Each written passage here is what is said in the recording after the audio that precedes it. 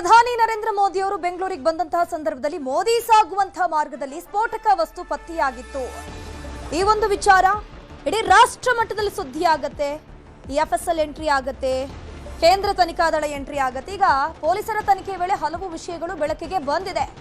ತಾತುಗುಣಿಯಲ್ಲಿ ಸಿಕ್ಕಿದ್ದು ಜಿಲೆಟಿನ್ ಕಡ್ಡಿಗಳೇ ಅಲ್ವಂತೆ. ಹಾಗಾದ್ರೆ ಎಷ್ಟು ದಿನ ಜಿಲೆಟಿನ್ ಕಡ್ಡಿ ಅಂತಾನೆ ಹೇಳ್ತಿದ್ರು, ಬಟ್ ಅಲ್ಲಿ ಪತ್ತೆಯಾಗಿರೋದು ಅಮೋನಿಯಂ ನೈಟ್ರೇಟ್ ಜೆಲ್.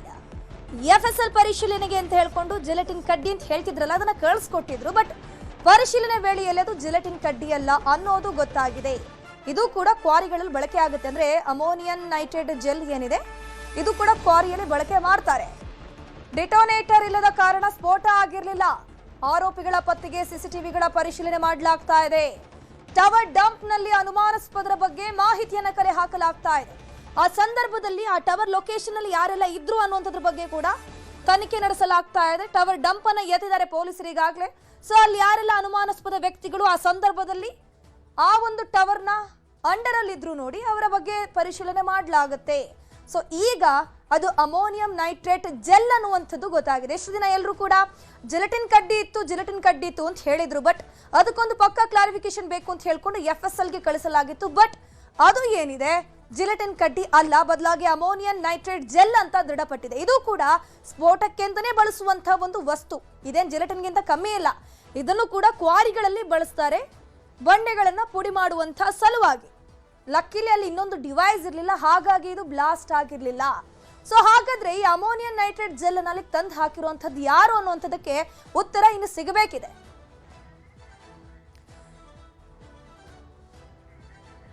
ಇದ್ರ ಬಗ್ಗೆ ಹೆಚ್ಚಿನ ಮಾಹಿತಿ ನೀಡ್ತಾ ಹೋಗ್ತಾರೆ ನಮ್ಮ ಪ್ರತಿನಿಧಿ ಗಂಗಾಧರ್ ವಾಗಟ. ನೇರ ಸಂಪರ್ಕದಲ್ಲಿ ಜಾಯಿನ್ ಆಗಿದ್ರೆ. ಗಂಗಾಧರ್, ಈಗ ಜಿಲೆಟಿನ್ ಕಡ್ಡಿ ಅಲ್ಲ ಅನ್ನುವಂಥದ್ದು ದೃಢಪಟ್ಟಿದೆ. ಅಟ್ಲೀಸ್ಟ್ ಈ ಅಮೋನಿಯಂ ನೈಟ್ರೇಟ್ ಜೆಲ್ ಅನ್ನುವಂಥದ್ದು ಏನ್ ಕೆಲಸ ಮಾಡುತ್ತೆ, ಸೊ ಅಲ್ಲಿ ತಂದು ಹಾಕಿದವರು ಯಾರದ್ರ ಬಗ್ಗೆ ಸುಳಿವು ಸಿಕ್ಕಿದೆಯಾ, ಹೇಗೆ?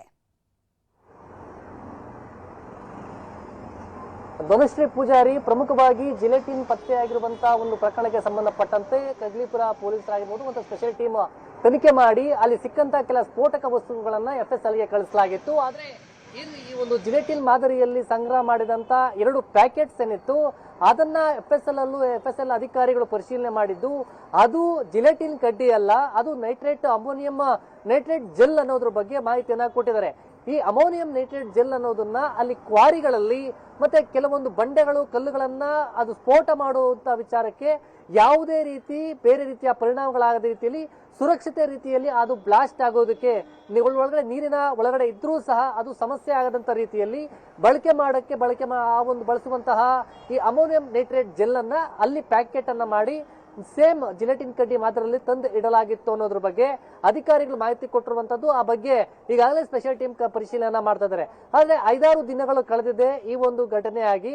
ಇದುವರೆಗೂ ಕೂಡ ಆ ಶಂಕಿತ ಯಾರು ಅಲ್ಲಿ ತಂದು ಸ್ಫೋಟಕ ವಸ್ತುಗಳ ಬಾಕ್ಸ್ ತಂದು ಇಟ್ಟೋಗಿದ್ದ ಅವನ ಬಗ್ಗೆ ಇದುವರೆಗೂ ಕೂಡ ಸುಳಿವು ಸಿಕ್ಕಿಲ್ಲ. ಆದ್ರೆ ಎಲ್ಲ ಒಂದು ಕಡೆ ಸ್ವಲ್ಪ ಸಸ್ಪೆಕ್ಟ್ ಮಾಡಿ 4-5 ಮಂದಿಯನ್ನ ವಿಚಾರಣೆ ಮಾಡಲಾಗ್ತಾ ಇದೆ. ನಮ್ಗೆ ಲೀಡ್ ಸಿಕ್ಕಿದೆ, ಆ ಮೂಲಕವಾಗಿ ಆದಷ್ಟು ಬೇಗ ಪತ್ತೆ ಮಾಡ್ತೀವಿ ಅಂತೇಳಿ ಅಧಿಕಾರಿಗಳು ಹೇಳ್ತಾ ಇದ್ದಾರೆ. ಆದ್ರೆ ಈ ಮೂಲಕವಾಗಿ ಅಲ್ಲಿ ಮೋದಿ ಹೋಗುವಂತ ರಸ್ತೆ ಮಾರ್ಗದಲ್ಲೇ ಸ್ವಚ್ಛ ಮಾಡಿದ್ದು ಕೇವಲ 11 ಗಂಟೆಗಳ ಒಂದು ಟೈಮ್ ಲೈನ್ ಅಲ್ಲಿ ತಂದಿಡಲಾಗಿರುವಂತದ್ದು. ಯಾಕಂದ್ರೆ ರಾತ್ರಿ 8 ಗಂಟೆವರೆಗೂ ಕೂಡ, ಅಂದ್ರೆ 9ನೇ ತಾರೀಕು ರಾತ್ರಿ 8 ಗಂಟೆವರೆಗೂ ಕೂಡ ಅಲ್ಲಿ ತಂದು ಎಲ್ಲ ಕೆಲಸವನ್ನ ಮಾಡಿದ್ದಾರೆ. ಸಿಬ್ಬಂದಿಗಳು ಕೂಡ ಇದ್ದಾರೆ. 8 ಗಂಟೆ ಮೇಲೆ ಅಲ್ಲಿಂದ ಸಿಬ್ಬಂದಿ ಹೋಗಿರುವಂತದ್ದು. ಆ ಬಳಿಕ ಬೆಳಿಗ್ಗೆ 7 ಗಂಟೆಗೆ ಅಲ್ಲಿ ಸಿಬ್ಬಂದಿ ಬರುವಷ್ಟರಲ್ಲಿ ಈ ಒಂದು ಬಾಕ್ಸ್ ಅನ್ನ ಅಲ್ಲಿ ತಂದಿಡಲಾಗಿರುವಂತದ್ದು. ಒಂದು ಸಿಸಿಟಿವಿ ಇಲ್ಲ, ಮತ್ತೆ ಅಲ್ಲಿ ಫೋನ್ ಅನ್ನ ಬಳಕೆ ಮಾಡದ ತಂದು ಅಲ್ಲಿ ಇಟ್ಟಿರುವಂತದ್ದು. ಈ ಮೂಲಕವಾಗಿ ಟವರ್ ಲೊಕೇಶನ್ ಟ್ರ್ಯಾಕ್ ಮಾಡಿ ಕೆಲವೊಂದು ಸಿಡಿಆರ್ಗಳ ಹಾಕಿ ಪರಿಶೀಲನೆ ಮಾಡಲಾಗ್ತದೆ. ಸುಮಾರು 100ಕ್ಕೂ ಹೆಚ್ಚು ಮಂದಿಯನ್ನ ವಿಚಾರಣೆ ಮಾಡಲಾಗಿದೆ. ಅದರಲ್ಲಿ ಕೆಲವರು ಸಸ್ಪೆಕ್ಟ್ ಇರುವಂತವ್ರನ್ನ ಮಾತ್ರ ತಂದು ಈಗ 4-5 ಮಂದಿಯನ್ನ ವಿಚಾರಣೆ ಮಾಡ್ತಾ ಇದ್ದಾರೆ. ಈ ಮೂಲಕವಾಗಿ ಪೊಲೀಸರ ಸ್ಪೆಷಲ್ ಟೀಮ್ ಒಂದು ಅಲ್ಲಿ ರಾಮನಗರದ ಪೊಲೀಸರಾಗಿರ್ಬೋದು, ಒಂದು ಸಿಟಿ ಪೊಲೀಸರ ವಿಂಗ್ ಕೂಡ ಅಲ್ಲಿ ಎಂಕ್ವೈರಿಯನ್ನ ಮಾಡಲಾಗ್ತಾ ಇರುವಂತದ್ದು. ಸದ್ಯ ಕೋರಮಂಗಲದಲ್ಲಿ ಇದ್ದಂತ ಲೋಹಿತ್ ಎಂಬ ಆತ ಏನಿದ್ದಾನೆ ಆತನನ್ನು ಈಗ ಕಸ್ಟಡಿಗೆ ಪಡ್ಕೊಂಡಿದ್ದಾರೆ, ವಿಚಾರಣೆಯನ್ನು ಕೂಡ ಮಾಡ್ತಾ ಇದ್ದಾರೆ. ಒಟ್ಟಾರೆಯಾಗಿ ಅಲ್ಲಿ ತಂದಿಟ್ಟಂತ ಬಾಕ್ಸ್ ಈತ ಲೋಹಿತನವನಿಗೆ ಲಿಂಕ್ ಇತ್ತು, ಅದು ಯಾವುದೇ ರೀತಿ ಇಲ್ಲ ಅಂತ ಅದು ಕ್ಲಿಯರ್ ಆಗಿರುವಂತದ್ದು. ಆದ್ರೆ ಇವನಲ್ಲ ಅಲ್ಲಿ ಬಿಟ್ಟಿದ್ದು ಅಂತೇಳಿ.